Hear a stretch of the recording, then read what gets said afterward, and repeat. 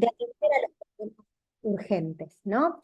Así que bueno, sin más, no sé, Juno, si quieras comentar algo más, si no ya damos inicio a la conferencia de Víctor. Solamente recordarles, como cada semillero, que por favor estén al pendiente del chat, que es donde publicaré la liga de registro para que puedan obtener las constancias de participación. Igualmente recordarles a nuestra comunidad WAC que si están interesadas en recibir la constancia que puede ser avalada por la DDA, estaremos también compartiendo una liga de una pequeña herramienta de evaluación que tienen que contestar, por favor, además del registro normal, ¿vale? Creo que sin más. Bueno, nada más comentarles que sí, efectivamente, nuestro querido invitado, por temas de agenda, tiene una hora para compartir con nosotros, pero estaba comentando con el profe Vic que a ver si podemos guardar las preguntas, programar en algún momento algún otro tipo de retroalimentación. Lo comentaremos con la doctora Eva y veremos si podemos continuar con este diálogo que seguramente se pondrá interesante. Adelante, doctora. Gracias. Muchísimas gracias. Bueno, para presentar un poco a Víctor, Víctor es profesor, profesional y licenciado en filosofía, magíster en desarrollo educativo y social de la Universidad Pedagógica Nacional. Él se vinculó en el 2007 al Instituto Pedagógico Nacional. Desde el 2013 a la fecha estaba vinculado como profesor titular ocasional de tiempos completos al programa de licenciatura en filosofía. También estuvo a cargo del fondo editorial y en un periodo corto coordinó al grupo de aseguramiento de la calidad. Es investigador junior del Ministerio de Ciencia, Tecnología e Innovación. Sus áreas de trabajo se orientan a la didáctica y a la enseñanza de la filosofía y de la ética.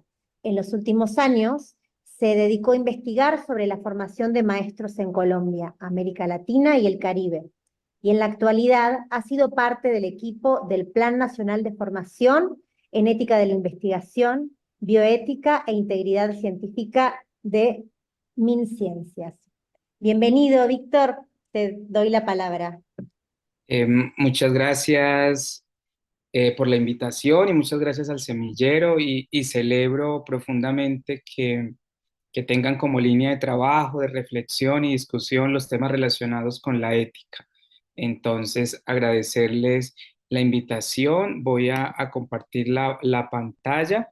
Entonces, como tuve un cruce en la agenda, entonces luego con la profesora Junen podemos revisar la posibilidad de conversar sobre las preguntas o enviarlas o si terminar un poquito antes para conversar sobre una que otra pregunta, es decir, por acá en Colombia son las 5:11, hora de Colombia, listo. Entonces, dicho lo anterior, en los últimos años, no solo en los últimos años, sino a lo largo de toda la historia del pensamiento occidental, la ética ha sido un asunto recurrente que ha despertado la atención, la reflexión de muchas disciplinas, especialmente la filosofía, pero no es un asunto exclusivamente de la filosofía como lugar de análisis y reflexión sobre la acción.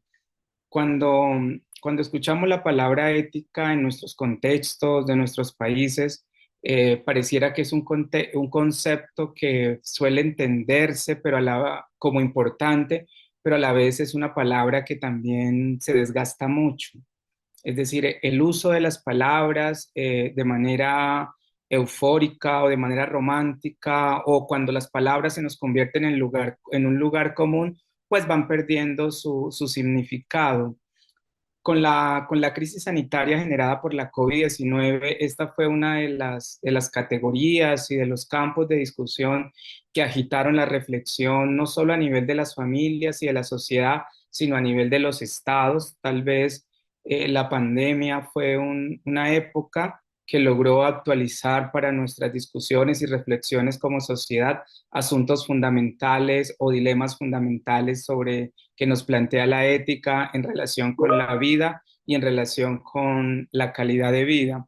Ello para decir que esta es una palabra que cuando se habla de moda pareciera que es una palabra que se convierte como un lugar común, como un comodín, es decir, como algo que se utiliza en la retórica para indicar qué es lo que esperamos que sucedan con las acciones que realizan los seres humanos en una democracia o en los distintos ámbitos de la vida en sociedad. Entonces, el propósito de estas palabras es señalar que la ética, si bien es una categoría de análisis poderosa, potente, también ha sido usada por el discurso que en ocasiones nos distancia de la realidad y de la potencia que este concepto tiene. No sé si alcanzan a mirarla, que pase a la siguiente diapositiva, porque... Ok, listo.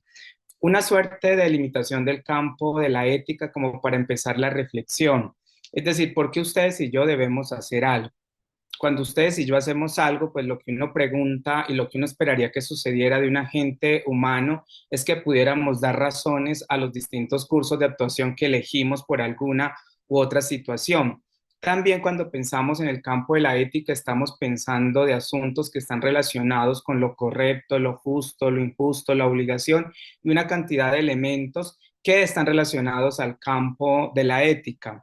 En otras palabras, podríamos señalar como un primer acercamiento a una definición de lo que es la ética. Entenderíamos que la ética es una reflexión sobre cuál es el mejor modo que tenemos nosotros para vivir. En otras palabras, cuál es la forma más justa, más noble, más útil en la que nosotros actuamos. También podríamos señalar que la ética como un campo del saber se orienta a fundamentar, en cierto sentido, las acciones que ustedes y yo decidimos realizar en algún momento de la vida. Eh, Cada uno de nosotros, por su formación cultural, su capital cultural, su formación académica, epistemológica, seguramente tiene una noción de lo que es la ética, y el ciudadano de a pie y las personas recurren a la ética para indicar qué es lo que esperamos que la gente haga, pero no qué es aquello que esperamos de manera espontánea y azarosa, no, sino qué es lo mejor que esperamos que hagan las demás personas en relación a la manera como vivimos y nos relacionamos. Es decir, cada uno de nosotros hemos ido desarrollando por la exposición social y por nuestras vivencias una idea de lo que es la ética. Entonces, para los propósitos de esta conversación, entenderemos que la ética es un tipo de saber, ¿sí? ¿Qué tipo de saber es la ética? Entonces, podemos señalar que la ética es un tipo de saber práctico, es decir, como es un tipo de saber práctico, está relacionado con nuestra capacidad de evaluar, de deliberar, de prever consecuencias, de reflexionar, es decir, es un tipo de saber que nos exige evaluación sobre la forma como nosotros actuamos. Y si es un tipo de saber la ética, ¿de qué se ocupa la ética?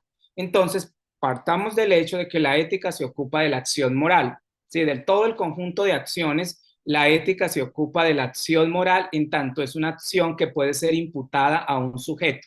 Es decir, la ética tiene que ver con la acción, en tanto la acción puede ser responsabilidad de un agente humano que genera aprobación o repudio. Es decir, la ética no se ocupa de una acción estética, es decir, vestirse de una u otra manera, si bien son acciones, pero no son ocupaciones de la ética porque nadie es más o menos virtuoso porque elija un color o una manera de vestirse. La ética se ocupa de manera fundamental de aquellas acciones que están relacionadas con la responsabilidad que tiene el sujeto. Listo. Dicho ello, la ética tiene un propósito.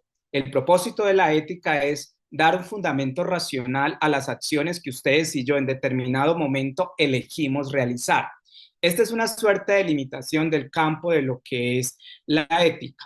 Tres tareas importantes tiene la ética. Por un lado, la primera tarea de la ética y luego, ¿por qué va a ser tan importante esta delimitación? Porque cuando hablamos de ética aplicada, entre ellas ética de la investigación, estas van a ser tareas de la ética aplicada a la investigación. Entonces, la primera tarea de la ética es aclarar el hecho moral, es decir, qué características tiene una acción moral en relación a conceptos como la libertad, la conciencia, la obligación, los valores, las virtudes, la voluntad, es decir, todos aquellos asuntos que están relacionados con el hecho moral. Esa es como la primera tarea de la ética.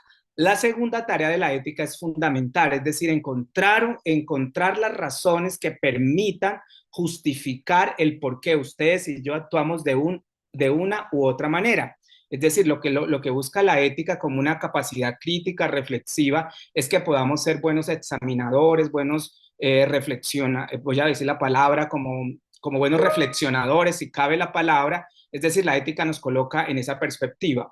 Otra de las tareas de la ética es aplicar, es decir, toda la ética es aplicada. Si no es aplicada, tal vez Riquet señala, debería serlo. Es decir, no es suficiente un cuerpo teórico de cómo deberían obrar los seres humanos si no hay campos específicos de la vida humana en que estas acciones puedan ser aplicadas. En el entendido que no siempre el pensamiento orienta la acción. Es decir, la base de la acción es la intención y la motivación, pero tener intenciones y motivaciones no necesariamente hace que nuestras acciones sucedan en el mundo. Yo puedo tener la acción de levantarme aquí donde estoy, pero me da pena porque seguramente me les salgo de la pantalla. Es decir, puedo tener la intención y la motivación, pero no son suficientes. Pero para que haya una acción sí se requiere intención y motivación. Entonces, toda la ética debe ser aplicada en el sentido de que esas maneras que tenemos de entender el mundo o aquellas exigencias sobre cuál es el mejor modo de obrar es lo que nos permite colocar eso en los distintos ámbitos de actuación en los que nosotros nos desarrollamos.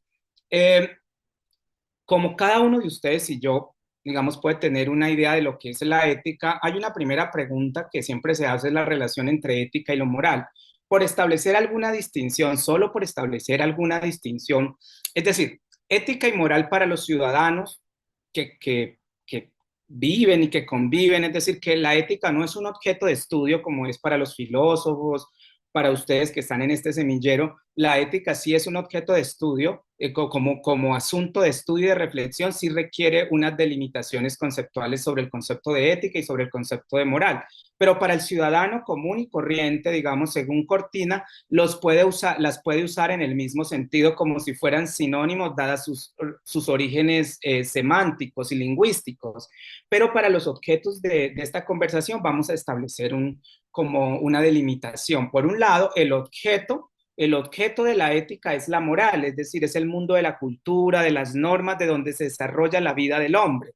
Sí, es como de lo que se ocupa la ética. Y la ética como una capacidad, con todas las dificultades que tiene esta premisa, es una capacidad humana de buscar cuál es el mejor modo de vivir. Revisando un poco la literatura sobre la ética, he encontrado al menos, pueden ser más, tres acepciones, es decir, tres perspectivas para entender la ética. La que yo les estaba señalando es la perspectiva que entiende la ética como el estudio de la moral. Es decir, por eso la moral es dinámica, cambia, las sociedades se transforman, sus intereses morales varían, se mejoran, ¿sí? Porque la ética tiene que ver con un mejoramiento humano en el sentido de que necesitamos vivir de mejores maneras. Entonces, cuando la ética estudia la moral, ¿cierto? Examina los sistemas de costumbres, de pensamientos, de formas como viven los seres humanos en un lugar particular. Y a la vez lo que busca, cuando la ética estudia la moral, busca es elaborar las preguntas adecuadas para poder justificar de manera razonable los distintos modos de actuación de los individuos en los grupos y en el tiempo y en el territorio. Hay otra sección de la ética, es decir, otra perspectiva de la ética que entiende la ética como un asunto relacionado con la vida buena y con la consecución de los mejores objetivos humanos. En ese sentido, las consideraciones éticas pueden variar mucho dependiendo las ideas que tengamos sobre la vida buena, sobre el buen vivir, sobre nuestras aspiraciones como sociedad. De ahí que la moral se orienta, como objeto de la ética, se orienta como al desarrollo de nuestras mejores expectativas como sociedad. Luego otra sección de la ética, pueden ser más, para esta conversación solo me detuve en estas tres.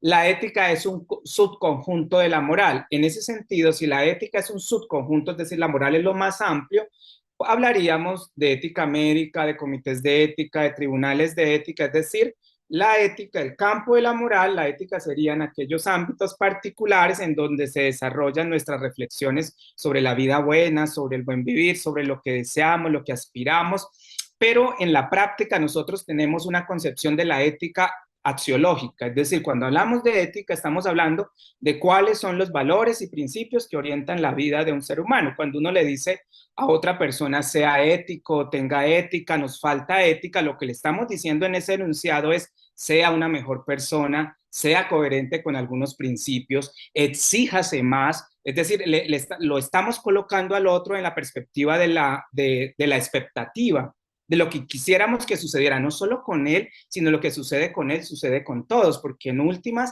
tal vez Aristóteles, cuando hablaba en la política, también lo señala, es decir, la ética termina en la política, porque es en la comunidad donde nosotros desarrollamos esas virtudes que nos permiten construir sociedad, enriquecer la democracia y todos aquellos asuntos importantes que tiene la ética. Eso estamos hablando como en la teoría.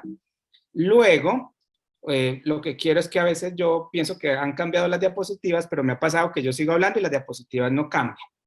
Entonces, la ética, como es un saber, tiene instrumentos, es decir, la ética tiene teorías, es un tipo de saber bastante cultivado, es decir, la historia de Occidente es la historia también de la ética.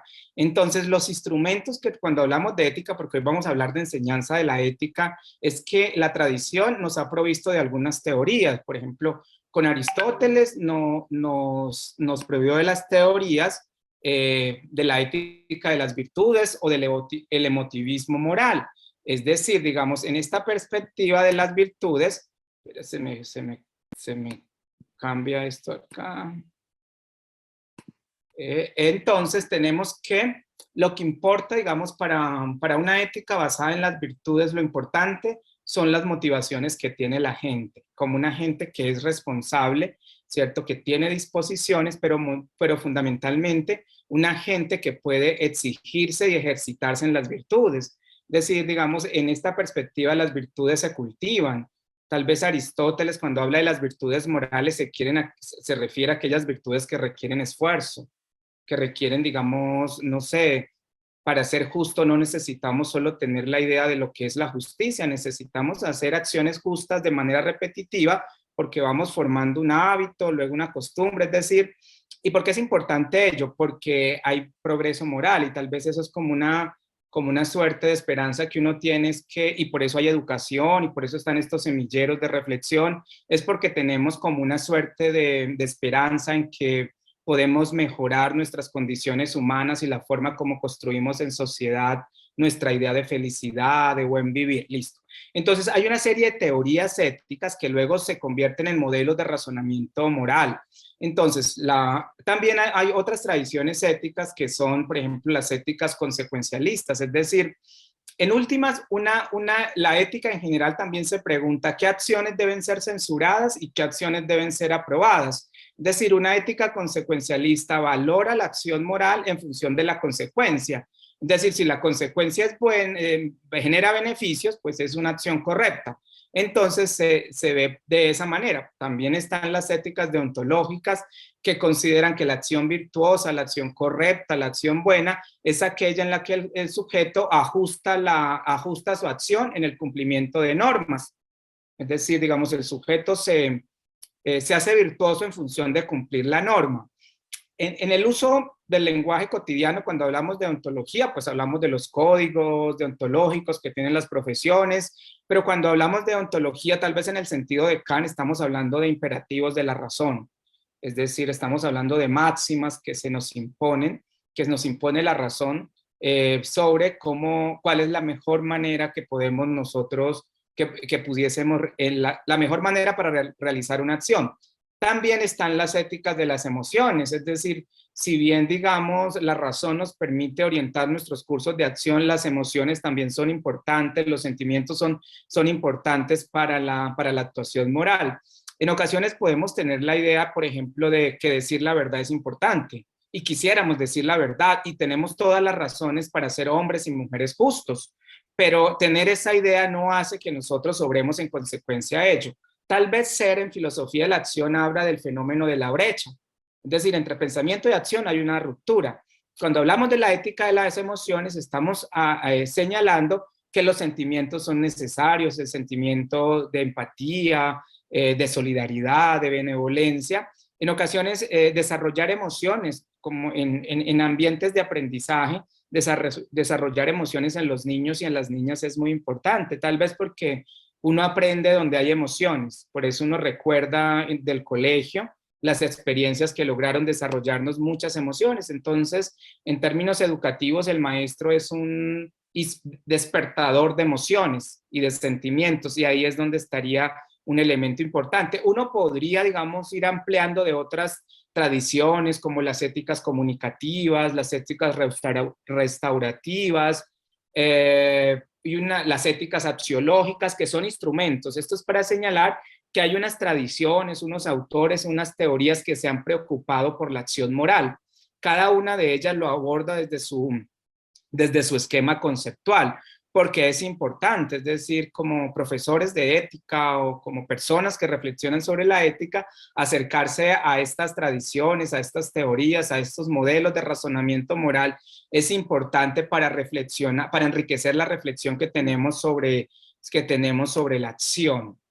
Ya vamos a entrar en lo que es tal vez lo que me propuso la maestra Yunuen, ¿sí? Sobre la enseñanza de la ética. Y luego les voy a contar un poco cómo opera ello en el contexto colombiano. Cuando hablamos de la enseñanza de la ética, esta no es una pregunta que nos hagamos en nuestro tiempo, en nuestra época reciente, sino es una pregunta que ha estado desde los griegos. Tal vez Platón en el diálogo del Menón, cuando están conversando sobre la virtud, se preguntan si la virtud se puede enseñar, si se aprende de algún modo. Es decir, este es un asunto, la enseñanza de la ética es un asunto recurrente, es decir, podemos enseñar la virtud, podemos enseñar los valores, es decir, conversar sobre ética lleva implícito, a modo de pregunta, la idea de su enseñanza, es decir, porque al menos en el sistema de educación colombiano, tanto educación básica, media y educación superior, la ética es una asignatura del currículo, es decir, en Colombia los niños de preescolar a grado 11, es decir, que es el grado antes de ir a la universidad, ellos tienen una asignatura que se llama ética. Vamos a mirar más adelante que en muchos programas de formación universitario hay unas materias relacionadas con ética, es decir, cuando pensamos la enseñanza de la ética, primero esto es un desafío, es decir, porque uno podría, digamos, enseñar una tradición, los niños pueden aprender una operación matemática, aprender gramática, lingüística, procedimientos, pueden aprender una cantidad de cosas que requieren el desarrollo de unas capacidades y unas habilidades y destrezas en determinado campo, pero acá en la ética podemos hacer que nuestros estudiantes sean mejores razonadores, que reflexionen de mejor manera, que puedan ser coherentes en relación con sus ideas del bien, de lo bueno, es decir, podemos enriquecer la forma como ellos entienden el mundo. Entonces, cuando hablamos para nuestro contexto, con la enseñanza de la ética, cuando hablo de la enseñanza de la ética me refiero no a la enseñanza de la ética que se da en la familia, en la sociedad, en los grupos, me refiero a la enseñanza de la ética que se da en un ambiente escolar. Es decir, o bien en la escuela o bien en la universidad. Es decir, la ética como un campo de conocimiento, como una disciplina que llega a la formación de niñas, niños y adolescentes y jóvenes. Entonces, en una exploración de tradiciones, es decir, tratando de mirar cuáles son las tradiciones que caracterizan la enseñanza de la ética, he encontrado al menos 5, pueden ser más, ¿sí? Solo que la revisión que hice me dio para encontrar solo 5. Un primer enfoque entiende la ética como la educación en valores. Tal vez este es el enfoque más extendido en los distintos lugares, que es que entiende la ética como una posibilidad para formar ciertos hábitos, ciertos valores, estructurar ciertos modos de vida, ciertos comportamientos en los niños. Y en ese sentido, la enseñanza de la ética está relacionado a la reproducción del capital cultural que tienen las sociedades y que quiere que sucedan en sus ciudadanos. Ese es un primer enfoque que he ido encontrando en relación con la enseñanza de la ética. Otro enfoque es el desarrollo del juicio moral. Es decir, hay otra perspectiva de la enseñanza de la ética que cree que lo que hay que hacer con los estudiantes, tal vez este del enfoque de Kohlberg, es la idea de que hay que desarrollar el juicio moral, ¿cierto? Su capacidad de asumir compromisos, responsabilidades, de cooperar, es decir, que en últimas lo que busca un proceso educativo es mejorar el buen juicio, la capacidad de pensar, de reflexionar, de madurar la toma de decisiones, ¿sí? Es enriquecer ese juicio. La otra perspectiva entiende la ética en relación al cuidado. Es decir, este es el enfoque del cuidado, es decir, que entiende que lo que busca la enseñanza de la ética es poder desarrollar expectativas y experiencias de cuidado de los niños, niñas y adolescentes, no en función de ellos, sino en función también de los otros. Otra perspectiva de la ética, también bastante difundida en los últimos años con la educación para la ciudadanía, la educación ciudadana, es que entiende que la ética es un proyecto político para la formación de ciudadanos y ciudadanas. Entonces, la ética le apuesta al desarrollo de capacidades para la vida en sociedad, para el ejercicio de la ciudadanía, de los derechos, del buen vivir en una democracia. Otro de los enfoques, tal vez pegado a una de las tradiciones que yo les mostré inicialmente, es la ética como el cultivo de las emociones, que lo que busca un proceso educativo es desarrollar, despertar, enriquecer las emociones de los niños y las niñas que van a ser importantes para la vida en sociedad, para construir sus ambientes escolares fraternos, seguros, sinceros, auténticos. Entonces, tenemos que estos son los enfoques que podríamos señalar para la enseñanza, para pensar la enseñanza de la ética como un asunto del currículo escolar, es decir, un asunto de la escuela, de los maestros, de los procesos de enseñanza-aprendizaje. Luego, hay unas ideas, cuando se piensa la enseñanza de la ética y la posibilidad de pensarla de manera interdisciplinaria, hay muchas ideas que tenemos los maestros, la sociedad, los tomadores de decisiones en temas relacionados a lo educativo, y es que hay como unos supuestos para entender la enseñanza de la ética. Uno de ellos, sobre la enseñanza de la ética, es si la ética es implícita o explícita. Es decir, eso, entonces uno dice, eso como que no debe enseñarse como una asignatura, porque eso se aprende en las relaciones que tenemos, es decir, no necesitamos una asignatura de ética, sino necesitamos que sea un componente de todas las áreas del currículo y de todas las disciplinas. Entonces, ahí es la primera tensión.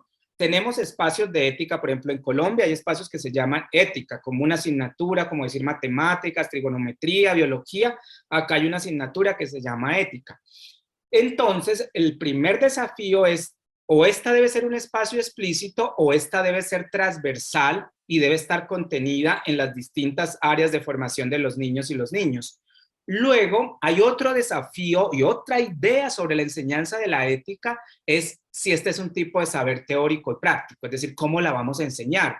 Le damos teoría a los niños, los exponemos a tradiciones, conversamos sobre ellos, o necesitamos despertar, desarrollar ciertas actividades, ciertos juegos de roles, ciertos dilemas que entiendan que es un tipo de saber práctico, ¿cierto? Que es como a la de Aristóteles, es en el ejercicio de la virtud que nos hacemos hombres y mujeres virtuosos.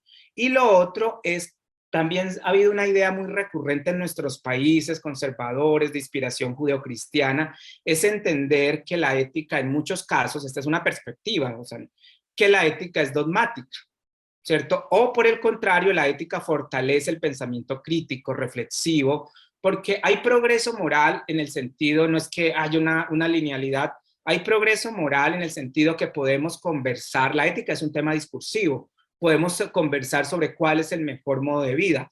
Hace unos años los animales y las plantas no nos importaban tanto como nos importan ahora. Ello tiene que ver con el ensanchamiento de las consideraciones morales que hemos tenido sobre la vida. Es decir, que nos importe hoy el planeta, que nos importen hoy las poblaciones vulnerables, es decir, que nos importen otros grupos, tienen que ver con debates públicos, debates morales sobre la vida buena, sobre el buen vivir, sobre la coexistencia, sobre la dignidad, sobre la justicia, que son asuntos eminentemente éticos. Y por eso las sociedades en políticas públicas recogen estas reflexiones para garantizar que se preserven asuntos que enriquecen nuestra coexistencia. En ese sentido, hay unas características que están pegaditas ahí en relación con la enseñanza de la ética. Primero, una de ellas es la necesidad de la formación moral. Es decir, la formación de nuestras sociedades es un proyecto de formación moral, es decir, es formarnos sobre nuestro ideal de felicidad, de bienestar, de qué cosas quisieran que sucedieran en nuestros ámbitos públicos, ¿sí? Y lo otro, o como otra de las características y tal vez de desafío que tienen los maestros, porque recuerden que estamos hablando no de la ética que usted recibe en su casa, en la exposición con la familia, con los grupos, sino la ética que se da en un ambiente escolar, en un ambiente, digamos, de formación escolar. También tiene que ver con las prácticas de enseñanza de la ética, es decir, cómo enseñamos ética hoy, porque estos son conocimientos que son poco valorados en la escuela, tal vez porque la pirámide del conocimiento y la forma como se compone la sociedad privilegia unos saberes por encima de otros. En nuestro contexto como profesores de ética en ocasiones, pues se ve con cierto menosprecio, por llamarlo de alguna manera, la enseñanza de la ética, como si fuera un conocimiento poco importante, porque queremos, no sé, saber más matemáticas, biología, ciencias naturales, que es importante, porque pareciera que este saber no es responsabilidad de la escuela ni del Estado, porque cuando pensamos que es del Estado, pensamos que hay moralización. Lo que estamos pensando es que la ética, como es un saber, tiene que ver con asuntos relacionados con el tipo de enseñanza que reciban los niños, las niñas y los jóvenes. Y otra de las ideas características de la enseñanza de la ética, y tal vez los desafíos, es pensar que la ética es aplicada. Es decir, la ética no es el conjunto de teorías y conceptos, sino que la ética es esa reflexión que llega a los distintos ámbitos de actuación y de reflexión humana. Listo, entonces yo les voy a mostrar algo acá, grosso modo, un trabajo que hice, saqué algunas ideas, por ejemplo, en Colombia, hace un tiempo quería como saber cómo eran las éticas en los programas de educación en Colombia. Por ejemplo, en nuestro país, nosotros tenemos 300 universidades, creo que ya hay 301, puedo tener el dato equivocado. No todas son del Estado. Nosotros tenemos instituciones de educación superior en Colombia, 64, 65, y las otras son de naturaleza privada o de régimen especial. Es decir, que para nosotros, por ejemplo, las instituciones técnicas y tecnológicas son instituciones de educación superior, como son las universidades, instituciones de educación superior. Para el discurso educativo nuestro, nosotros hablamos de instituciones de educación superior, ¿sí? Bueno, eso es como por darle una suerte de contexto. Si hay alguna pregunta sobre cómo es nuestro sistema educativo, pues pueden como preguntar para no dar por entendido de que me están entendiendo. Listo. Entonces, nosotros tenemos 300 universidades, no todas públicas, 64 públicas, las otras son privadas. Y de régimen especial. Por ejemplo, una universidad de régimen especial es, por ejemplo, en Colombia, la Universidad Militar, ¿cierto? Que es una universidad, digamos, pública, de régimen especial, porque no la administra necesariamente, sí la orienta el Ministerio de Educación, pero también está articulada al Ministerio de Defensa. Bueno, y hay otras características, digamos, muy particulares. Y en Colombia, a 2019, nosotros teníamos en todas las universidades del país 4.278 programas, es decir, digamos, discriminados por las áreas de conocimiento. Entonces teníamos programas en agronomía, veterinaria, en bellas artes, en ciencias de la educación, en ciencias de la salud, en ciencias sociales, es decir, en las distintas áreas de conocimiento teníamos programas. Esas áreas de conocimiento se expresan en programas como derecho, como nosotros, a diferencia de México, nosotros nuestros programas, en vez de ser licenciaturas, son programas de pregrado o programas universitarios. En Colombia, el concepto de licenciatura solo aplica a quienes van a ser profesores. Por ejemplo, yo soy licenciado en filosofía, pero también existe la carrera de filosofía como una carrera profesional. Las dos son profesionales, pero la palabra licenciatura solo aplica para quienes optan por una carrera de educación. Por ejemplo, el abogado no es el...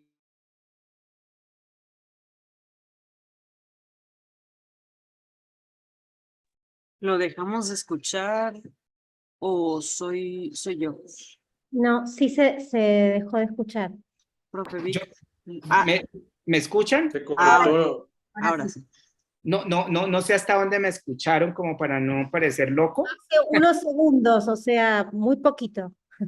Bueno, entonces en el entendido de que en esa brecha pasó algo importante, en esa Unos 30 desconexión. segundos, más o menos. Ok, listo. Entonces nosotros tenemos 4.200, ya ahorita son más. Es decir, la oferta, nosotros tenemos como unas, pero es mi perspectiva, puede estar sesgada y limitada. Hemos tenido una suerte de oportunidad que estamos avanzando a un modelo educativo público mucho más robusto, mayor cobertura, mayor inversión a las universidades públicas, porque pues, es como en este momento de nuestra historia, digamos, el sistema de educación estatal se está fortaleciendo. Listo, entonces luego yo hice un trabajo, consulté esos programas. Habían 4.200 programas universitarios y decidí por áreas de conocimiento estudiar los planes de estudio. Por ejemplo, un plan de estudios acá en un programa universitario es las materias que ven los estudiantes.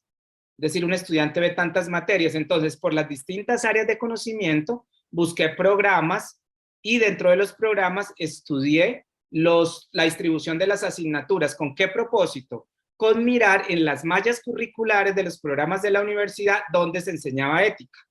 Es decir, entonces, digamos, en carreras de derecho hay ética, no en todos, porque como en Colombia y creo que en todos los países hay autonomía universitaria, es decir, los programas son autónomos para diseñar sus planes de estudio.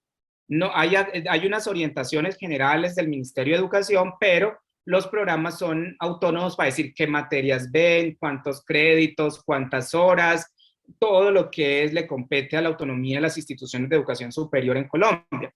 Entonces quería mirar de todos los programas por áreas de conocimiento cuáles tenían una materia donde explícitamente apareciera la asignatura de ética o el curso de ética, explícito. ¿Sí? Entonces, de esas instituciones, el 31% fueron instituciones públicas y el 69% instituciones de naturaleza privada.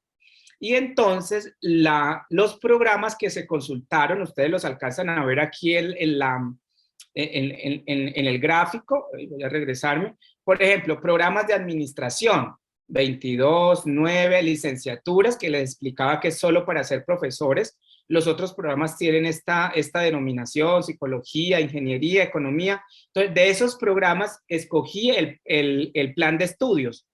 Y de esos planes de estudio quería saber cuáles de ellos tenían áreas relacionadas con la ética. Y también lo hice por regiones, es decir, nuestro país tiene 32 departamentos, entonces miré los departamentos porque los programas académicos están pegados a los territorios. Sí, entonces derecho en Bogotá, derecho en Medellín, derecho en Cali, ¿cierto? La muestra más representativa que tuve fue la ciudad de Bogotá, que es la capital. Entonces ustedes alcanzan a mirar cuántos planes de estudio por ciudades del país se seleccionaron con una muestra intencionada.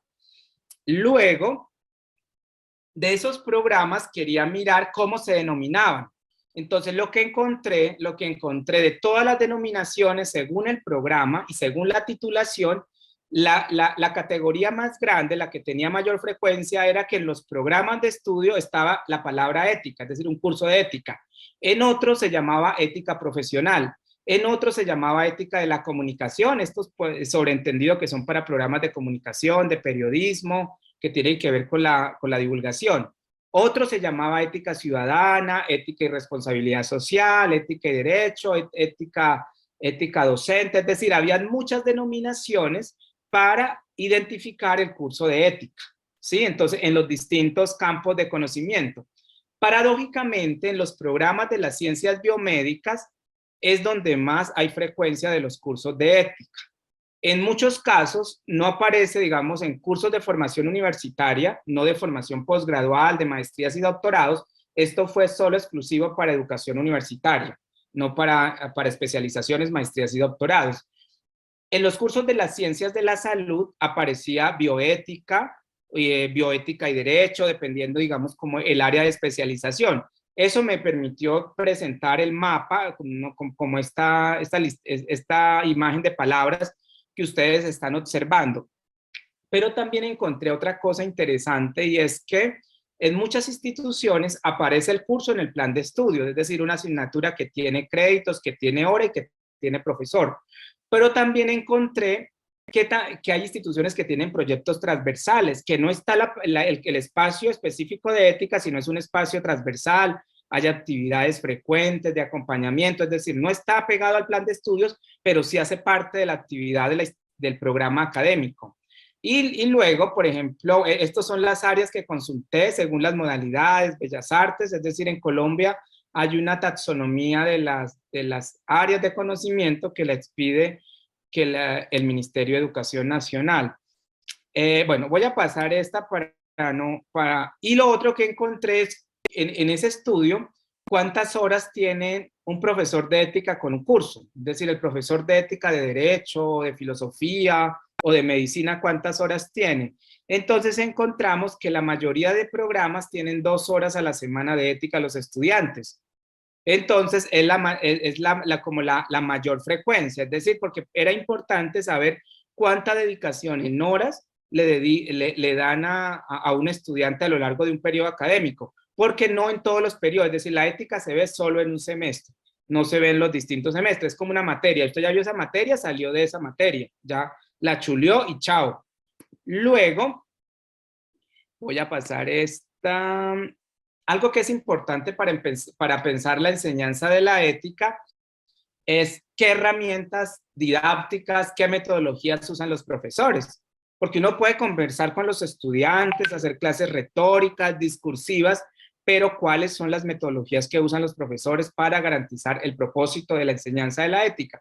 En ellos se encontró que los profesores usan discusión de casos, dilemas morales, clase magistral, técnicas de discusión en grupo, análisis de noticias, juego de roles, trabajo con películas, lectura, es decir, hay una cantidad de técnicas que usan los profesores para garantizar los propósitos formativos de la ética.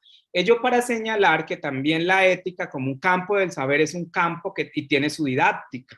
La didáctica es la disciplina o la ciencia de la educación, por decir una definición, que tiene que ver con las teorías sobre la enseñanza-aprendizaje, pero también con los objetos que esas teorías ayudan a producir. Por un lado están las teorías, pero por otro lado están los métodos que convergen para poder resolver asuntos relacionados con la enseñanza y el aprendizaje.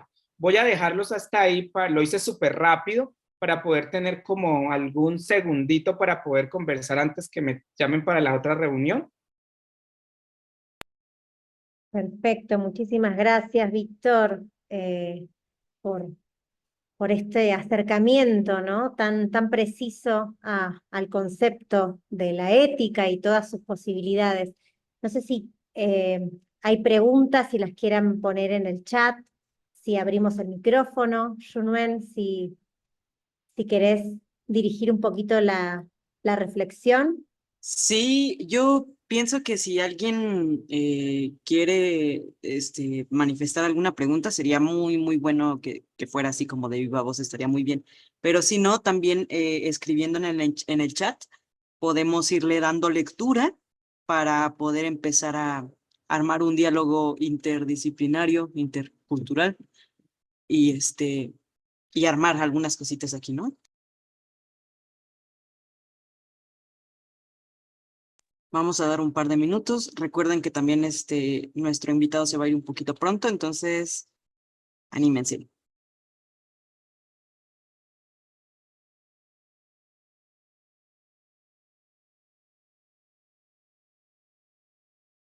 Profesor, yo como para también abrir un poquito el diálogo y esperando las preguntas por si alguien está escribiendo, quería preguntarle, ya que tiene esta doble formación, tanto por la parte pues filosófica, digamos, como dura, como por la parte también como pues pedagógica y educativa, ¿considera pertinente que a lo mejor bueno, acá en este lado en México, las licenciaturas no tienen como alguna línea terminal en enseñanza? ¿Consideraría pertinente o importante a lo mejor pues que tuviéramos una alternativa, porque la verdad es que sí es una profesión que pues que se busca o se obtiene, digamos, es de las más, entre comillas, si no quisiera utilizar este término, pero fáciles de conseguir al momento de una búsqueda de empleo, luego de un término de licenciatura.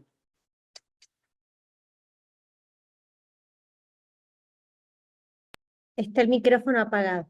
Ah, es decir, si las licenciaturas allá no tienen espacios de ética así formales, es decir, como un curso en los programas, y si deberían tenerlo, no sé si esa sería la pregunta. Más bien un programa o una línea de término acerca de como de pedagogía, más bien para los licenciados que terminan aquí de cualquier disciplina para poder enseñar en general. Por ejemplo, en Colombia habían, en el campo educativo, había licenciaturas en ética. Cada vez han sido tal vez el modelo de composición del saber y de la formación universitaria, ha ido sacando estos programas de licenciaturas en ética, porque en la escuela es obligatorio, en la escuela colombiana, por una ley del año 94, es obligatorio que los niños y las niñas dan un curso de ética durante todo el año, todos los años de la formación escolar. En el país también hay programas de formación, y tal vez no sea, ya también hay programas de formación en ética, que hay maestrías en ética, en bioética, hay maestrías en el campo de la ética, porque pues en nosotros, pues con todas las limitaciones que como sociedad tenemos, hemos ido avanzando en la importancia que tiene este tipo de formación para el ejercicio de la ciudadanía, para la construcción de la democracia. Entonces, y últimamente con la política de ciencia en el país, se ha ido hablando de la ética de la investigación como un campo importante dentro de los programas de formación universitario. Cuando digo importante me refiero como un campo que esté indicado, pero que también pueda ser explícito. Es decir, en el país a futuro, para la investigación, los asuntos relacionados con la ética van a ser cada vez más recurrentes. No sé si entendí bien la pregunta. Sí, me parece que también va por ahí. Quisiera darle lectura para también aprovechar el tiempo. Pues evidentemente los agradecimientos, gracias por su ponencia. Aquí Nubia Robelo nos pregunta, ¿cuáles son los mayores obstáculos que ha identificado en la enseñanza de la ética? Uno de los obstáculos, son muchos, uno de los obstáculos es la poca importancia que en las instituciones educativas se le dan a estos espacios. Es decir, son espacios poco valorados por la idea de que tienen que este no es un asunto que lo debería tener la escuela como un área, porque para la graduación de los niños ellos deben aprobar las materias y esta es una materia para la graduación. Tal vez ese es como uno de los obstáculos que tienen las instituciones, pero también hay muchos obstáculos didácticos, es decir, en términos de herramientas para la enseñanza, porque es un saber, es un tipo de enseñanza muy conflictivo y complejo. Es decir, cómo evaluar ética, por ejemplo. Es decir, no sé, uno cómo evalúa que el niño entregue cosas o que el estudiante haga esto o aquellos, y uno dice porque puede, digamos, que quien más cumple sus deberes sea una persona, no sea como tan bueno en la convivencia en grupal, por ejemplo. Hay muchos obstáculos. Uno de los obstáculos también es la formación de maestros. La formación de maestros en ética hoy cada vez es más precaria porque hay menos profesores de ética. En el país, por ejemplo, los profesores de ética son profesores de filosofía y en muchos contextos son profesores de teología o de antropología, pero también hay profesores específicamente formados en el campo de la ética. Entonces, esa podría ser una respuesta. Bien, aquí el doctor Alejandro Vázquez nos dice muchas gracias por la exposición de los resultados de su investigación. ¿Cuáles pueden ser algunas recomendaciones para ir abriendo más espacios dentro de los programas educativos universitarios y cuál considera que debe ser el perfil del docente? Ese es otro de los desafíos. ¿Quién debe enseñar ética en la escuela? Es decir, en Colombia todavía hay área de religión obligatoria en los colegios. En las escuelas todavía es como, a pesar de ser una sociedad laica, cuando uno piensa el perfil del profesor de ética, pues uno tendría como muchos referentes, es decir, no, necesitamos una persona demasiado virtuoso o virtuosa, pero es decir, acá hay una suerte de perfiles en el sentido de que hay unas orientaciones del ministerio para quienes deben enseñar ética. Entonces, hay unas que los da la formación académica, filósofos, en principio, o licenciados en éticas, pero estos últimos son muy poquitos. Pero en términos de qué capacidades deben tener capacidades críticas, capacidades didácticas, deben tener compromisos ciudadanos, porque la ética es un proyecto, a la base hay un proyecto político, hay un proyecto de sociedad, de construir democracia, entonces deben tener como ciertas capacidades para formar ciudadanos, lo que implica conocimiento de la tradición, lo que implica habilidades pedagógicas, didácticas, posibilidad de conectar problemas reales por donde transita la vida de los niños y las niñas y que pueda acompañar esos procesos de reflexión crítica, como por decir uno de los posibles perfiles de un profesor de ética. Aquí habría que pensarlo en la escuela y en la universidad. Seguramente tengan algunas diferencias porque formar niños y formar jóvenes pues tiene ciertas diferencias en términos del aprendizaje y de las exigencias que esa práctica requiere. Doctor Vic, espero que estemos bien de tiempo. Hay una pregunta que dice, ¿hay algunas estrategias didácticas que han arrojado mejores resultados para la enseñanza de la ética? Usted díganos si todavía se puede responder o... Sí, ya me están llamando, pero voy a responder esta. Por ejemplo, hay algo dentro del estudio que yo hice que más usan los profesores porque es efectivo, son los juegos de roles o los trabajos con dilemas.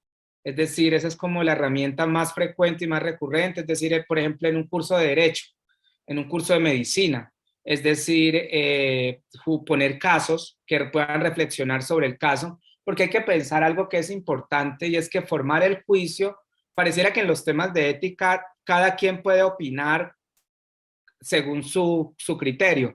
La ética es un saber exigente, porque es un saber que dialoga y es un saber que tiene que ver con construir argumentos, con ensanchar la capacidad de pensar un asunto, de examinarlo, de reflexionarlo, porque pareciera que en los temas morales nadie se quiere meter con el aborto, con la desigualdad, con la pobreza, es decir, pareciera que hay una suerte como de que esos asuntos son tan esquivos, tan complejos, que no necesitamos como inmiscuirnos en ellos, que cada quien lo resuelva como pueda. Pero en asuntos de la formación ética y la formación del juicio, tiene que ver necesariamente con que es un ejercicio discursivo, es un ejercicio que tiene que ver con colocar en el espacio público las aspiraciones de todos, que los diferentes intereses de vida buena deben ser preservados y por tanto deben ser reconocidos, que no deben ser malogrados, y formar esa capacidad crítica, discursiva, de análisis, es uno de esos elementos que tiene la didáctica de la ética. No es que hayan temas con los que no podamos hablar, es que la base del acuerdo moral es que podemos tener acuerdos provisionales sobre asuntos que pueden ser abismales. Es decir, hay una idea del consenso, del acuerdo, porque estos temas, porque son tan difíciles, porque estos luego se expresan en política. Es decir, nuestros acuerdos morales se expresan en política pública y van a afectar el cuerpo, la vida de los individuos. Es decir, estos no son asuntos menores y por eso hay grupos que están en el espacio público disputándose sus maneras de vivir, diciendo aquí estamos, nos interesan los animales, nos interesan las plantas, nos interesan, no sé, nuestra orientación sexual, es decir, en el esas preferencias que son preferencias morales. Una preferencia moral no es otra cosa que exigir que mi modo de vida se preserve, pero a la vez que mi modo de vida no se imponga sobre otros. Y eso es lo que hay ahí, por eso la ética tiene una carga política. Esto no es si queremos ser buenos, decir la verdad, honesto, que es importante, sino que esa percepción que yo tengo sobre mí mismo y sobre mi grupo se va a encontrar en el espacio público con otros. Entonces la formación del juicio moral, del juicio crítico, del juicio de responsabilidad, tiene ese propósito, porque nuestras luchas por la felicidad y por el sentido de la vida no es otra cosa que las luchas por nuestra manera de vivir y de querer habitar un espacio que nos beneficie, un espacio donde no seamos malogrados ni excluidos. Es que la discusión ética, y por eso es tan importante que esté en el currículo escolar, es tan importante desarrollar estas perspectivas en los niños, que seguramente otras disciplinas le pueden aportar, pero no tanto como los espacios explícitos de ética. Entonces yo siento que este es un llamado a pensar que la vida buena, que cuando digo la vida buena me refiero en Aristóteles, la vida valiosa, es decir, lo que para ustedes y para mí vale, lo que es valioso para nosotros y por lo que nosotros estamos arriesgando, o sea, todos los días nos levantamos con esa idea de de vida buena, de realización, la chocamos con otros, la construimos con otros y debemos avanzar a que el espacio público, los asuntos morales puedan ser atendidos y reconocidos sobre lo que los individuos necesitan para autogestionarse en una democracia y poder vivir bien. Pues me parece que fue un excelente cierre. Muchísimas gracias, profe Vic. Este, bueno, pues como ya les comenté, por asuntos de agenda se va a tener que ir pronto nuestro invitado, pero pues quería aprovechar para agradecerle a la doctora Eva por facilitarnos también este espacio. Y pues nada, doctora, si quiera comentarnos. Muchas gracias, Víctor. Muchísimas gracias por tu intervención, por el tiempo. Te agradecemos de verdad desde el Semillero Internacional de Investigaciones Interdisciplinarias. Y bueno, para cerrar, agradecerles a todas, todos, todes que nos acompañaron durante estos 5 meses, ¿no? En este módulo sobre diálogos interdisciplinarios, sobre ética, ambiente y memoria. Y bueno, invitarlos, ahí en el chat dejé el link al canal de YouTube donde va a estar también subida esta conferencia y también nuestra red social en Instagram donde pueden enterarse de todo lo que se viene desde el Centro de Investigaciones Interdisciplinarias. Muchísimas gracias, muchas gracias Juno, muchas gracias Víctor y bueno, nos vemos muy pronto en el siguiente semillero.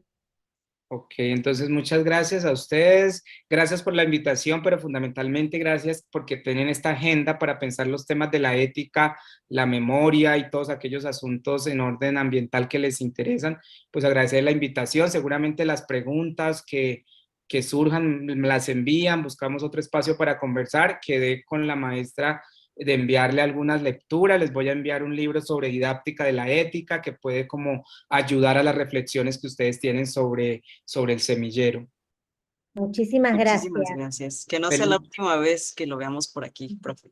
así va a ser, entonces que tengan una feliz noche. Hasta luego. Hasta luego. Muchas gracias a todos.